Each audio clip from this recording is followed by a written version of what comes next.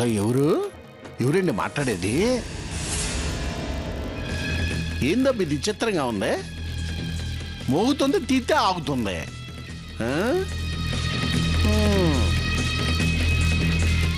ఎవడై ఉంటాడు? ఎవరో కాల్ చేస్తున్నారు. బాబాయ్ వాయిస్ విని కట్ చేస్తున్నారు. సీత గారు, నన్ను హాస్పిటల్లో చేర్పించి బతికించారు. మీకు థ్యాంక్స్ చెప్పాలండి. ఒక్కసారి మాట్లాడే అవకాశం ఇవ్వండి ప్లీజ్.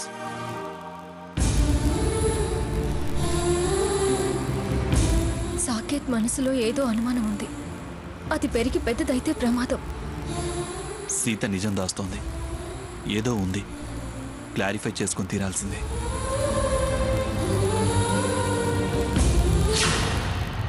పర్లేదు పడుకో. పర్వాలేదు బ్రదర్. పర్లేదు, లేవకు రఘురాం. చాలా థ్యాంక్స్ సీత గారు, నన్ను టైంకి హాస్పిటల్లో చేర్పించి బతికించారు.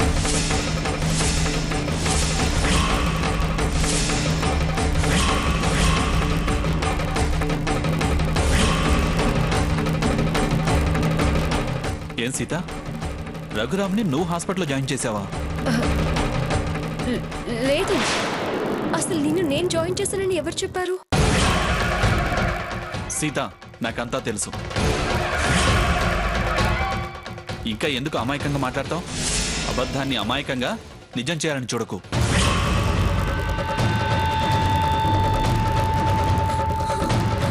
చెప్పు సీత, నా మీద ప్రమాణం చేసి చెప్పు.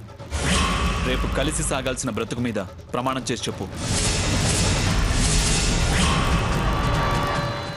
ఏ రహస్యం దాచలేదని, మీ మధ్య కేవలం స్నేహం మాత్రమే ఉందని, ఎవరి మనసుల్లోనూ మరో ఉద్దేశం లేదని.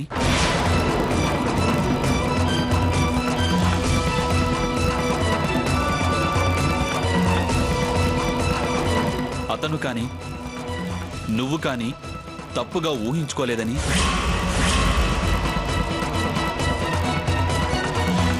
100% ఫ్రెండ్షిప్పే తప్ప మరే భావన ఒకరి మీద ఒకరికి లేదని నా మీద ఒట్టేసి చెప్పు.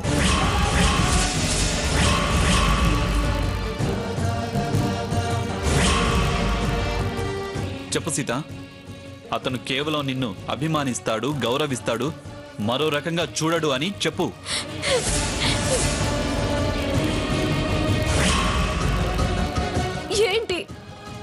ఏంటి సాకేత్ ఇది?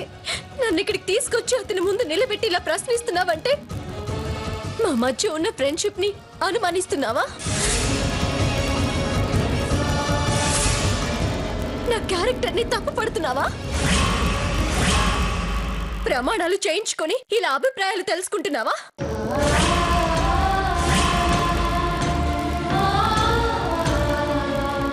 కట్టుకోబోయేదాన్ని ఇలా అనుమానించి అవమానించడం కరెక్టేనా? భార్యాభర్తల మధ్య నమ్మకం ఎంత బలంగా ఉంటుందో బంధం అంత గట్టిగా ముడిపడుతుంది. పరస్పరం ప్రేమానురాగాలు పెరుగుతాయి. సుఖ సంతోషాలు సొంతమవుతాయి.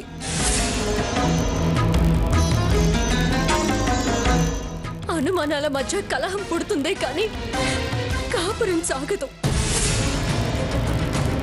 ఒక పక్క పెళ్లేర్పాట్లు జరుగుతుంటే కాబోయే పెళ్ళాన్ని ఎవరైనా ఇలా అడుగుతారా? ఇంతకాలం అంత దగ్గరగా చూసి ఇప్పుడు ఇలా ప్రశ్నించడం చూస్తుంటే సిగ్గుగా ఉంది. నిన్ను భర్తగా ఊహించుకోవడానికే భయం వేస్తోంది. ఒకరు కాబోయే పెళ్ళాన్నే అనుమానిస్తున్నారు, ఇంకొకరు మరొకరికి భార్య అవబోతున్న అమ్మాయికి ఐ లవ్ యూ చెప్తారు. మీరు యూత్ రిప్రజెంటేటివ్. ఇంత అనుమానం ఉన్న నీకు భారీగా ఎలా బ్రతకగలను? సంస్కారం లేకుండా ఎంగేజ్మెంట్ అయిన అమ్మాయిని ఆశించే నిన్ను ఎలా ప్రేమించగలను? ఏ మగాళ్ళు మీరు?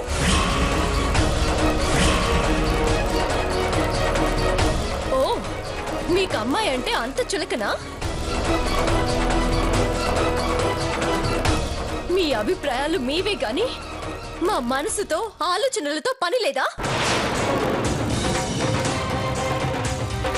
మగవాళ్ళు గొప్పగా ఆలోచిస్తున్నాం అనుకుంటారు, కానీ ఆడవాళ్ల విషయంలో అందరూ మగవాళ్ళు ఒకేలా ఆలోచిస్తారు. వాళ్ళ అభిప్రాయాలను బలవంతంగా నెత్తిన రుద్దాలని చూస్తారు. ఇద్దరు ఇద్దరే, ఒకరికి హృదయం లేదు, ఇంకొకరికి వ్యక్తిత్వం లేదు.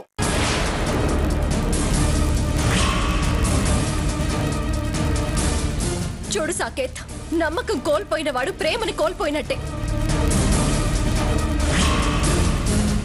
మనుషుల్ని ప్రేమించటం కాదు, వాళ్ళ అభిరుచులకి గౌరవం ఇవ్వాలి, ఇష్టాయిష్టాలకి విలువనివ్వాలి. ఎవరు ఎవరికి విలువివ్వకపోయినా ఆ ప్రయాణం సాగదు.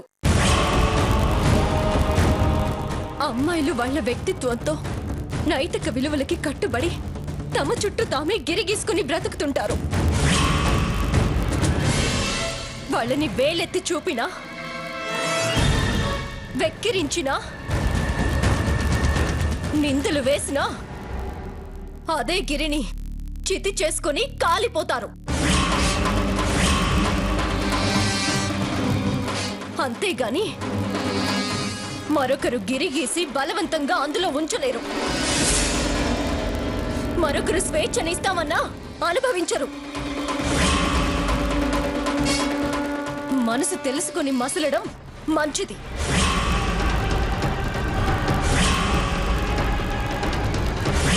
బాయ్. సీత,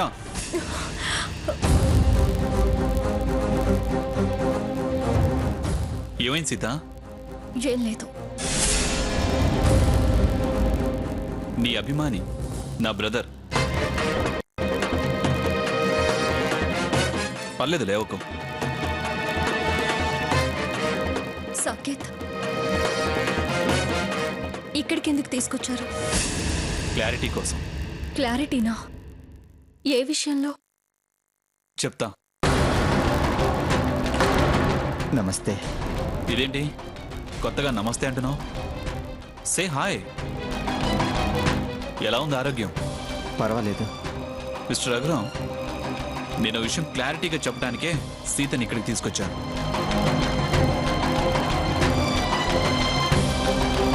తన ముందు చెప్పడమే కరెక్ట్ అనిపించింది. రఘురామ్, నీ మొబైల్ ఒకసారి ఇవ్వు.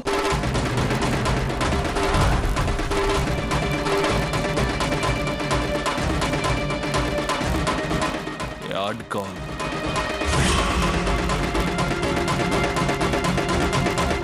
ఇందాక నీ టెన్షన్ అబ్జర్వ్ చేశాను. ఓకే ఓకే ఓకే, ఇంకేం టెన్షన్ పడకు. అన్ని టెన్షన్స్ నుంచి నువ్వు నేను రిలీజ్ అవ్వడానికే ఇక్కడికి వచ్చింది. చూడు రఘురామ్, పాస్ట్ ఈజ్ పాస్ట్. మీ మనసులో ఏమన్నా ఉండొచ్చు, అవన్నీ మర్చిపోండి.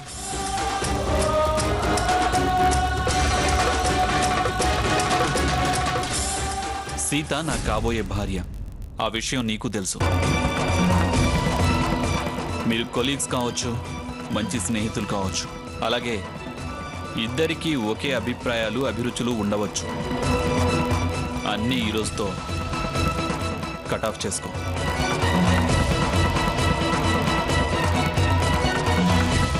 ఇంకా పెళ్లి కాకపోవచ్చు, కానీ సీతని నా భార్యగానే చూస్తున్నా. నేను తప్ప ఆమెతో మరో మగాడి స్నేహం ఓ మొగుడిగా మగాడిగా నేను అంగీకరించను.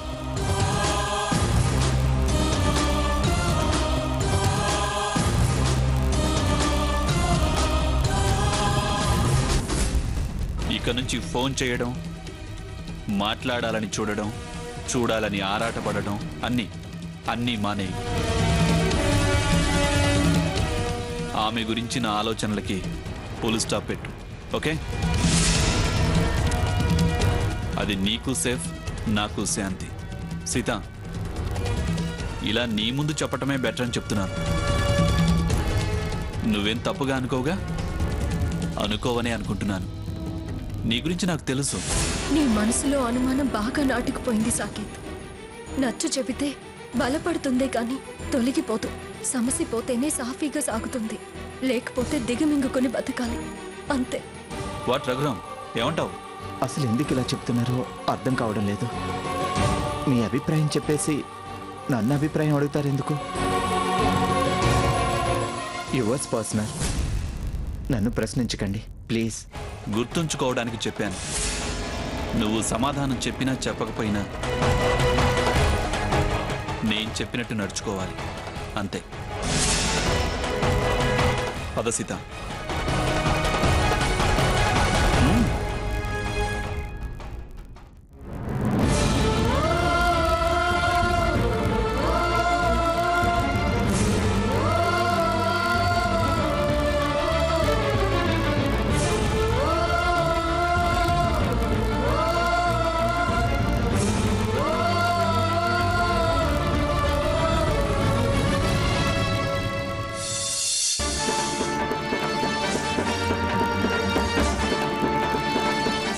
ఏంటి ఆలోచిస్తున్నావు?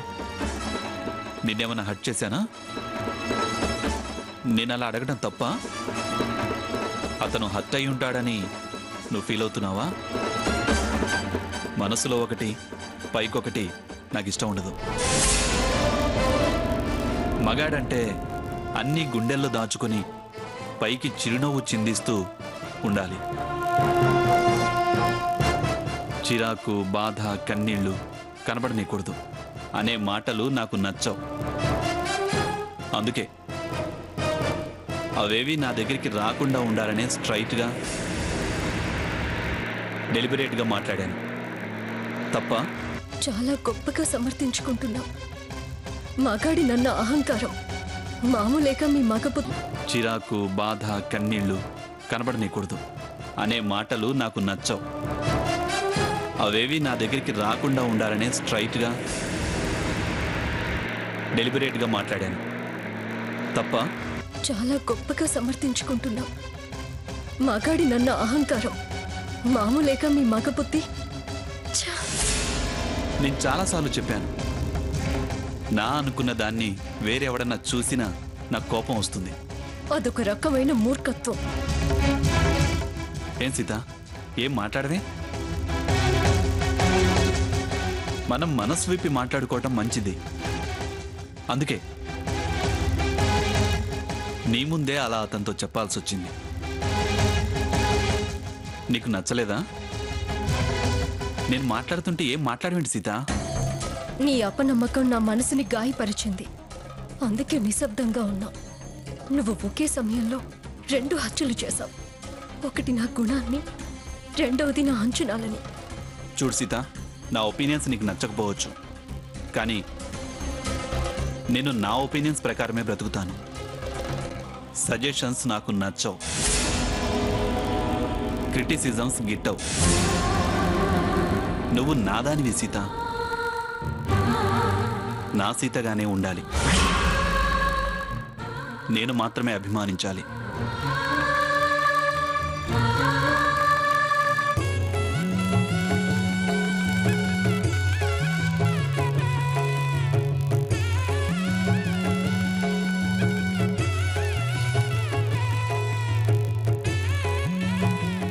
సావిత్రి, 11 మంది పేరంటాలకి 2 తమలపాకుల్లో 1 దానిమ్మ పండు 2 పసుపు కొమ్మలు పెట్టి వాయినాలు ఇవ్వమ్మా. అలాగే అత్తయ్య గారు. స్వర్ణ, అవి ఇవ్వమ్మా. అలాగే అమ్మా.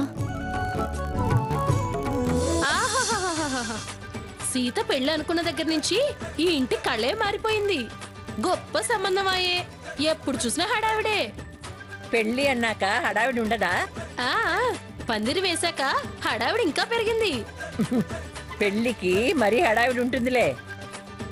దానికి అంత నొక్కి నొక్కి చెప్తావేంటి? బాగా చెప్పారు. నేనంత నొక్కి నొక్కి చెప్పినా సావిత్రక్క చెవికి ఎక్కదాయే. ఏంటి నువ్వు నొక్కి నొక్కి చెప్పింది? అదే అక్క, ఆ హరిదాస్ సంగతి.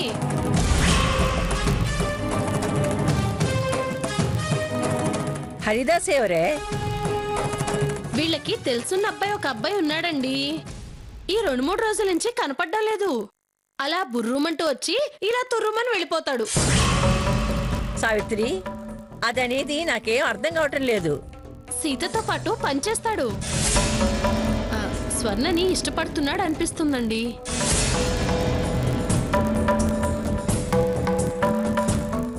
అడిగి చూడక్క, పెళ్లిలో పెళ్లి అయిపోతుంది అని. ఏయ్ నోరు ముయ్యవే. ఎందుకే దాని నోరు ముయిస్తావు? అది చెప్పేది బాగానే ఉంది కదా. నువ్వు చెప్పవే. పెద్దవారు కనుక మీరు వింటున్నారు. అతను ఓ మాట అడిగేయక్క స్వర్ణకి ముడివేయచ్చు అన్నాను. ఏయ్ కాసేపు నోరు మూసుకుంటావా? నేను చెప్పమన్నాను కదా. అబ్బాయి బాగుంటాడా? బ్రహ్మాండంగా ఉంటాడు. స్వర్ణ నా కూతురే అయితే ఒక్కడుగు కూడా వెనక్కియ్యను. సావిత్రి, అతను ఒకసారి పిలిపించు. వెనక ముందు విచారించి ఈడు జోడు బాగుంటే 2 పెళ్లిళ్ళు చేయొచ్చు. ఇప్పుడు దానికి పెళ్ళేంటి అత్తయ్య గారు? చదువుకుంటోంది కదా. పెళ్లి చేసుకున్నా కూడా చదవచ్చులే. శుభం. అల్లుడు గారు వచ్చారు.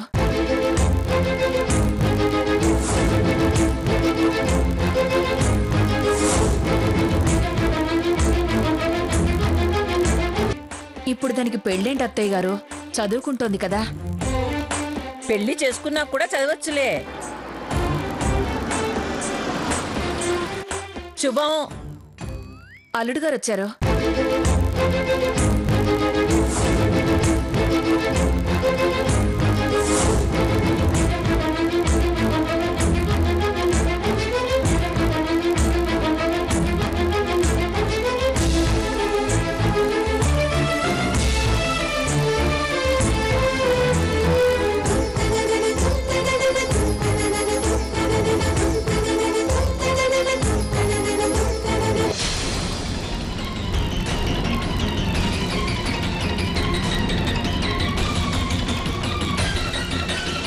రామ్మా రా.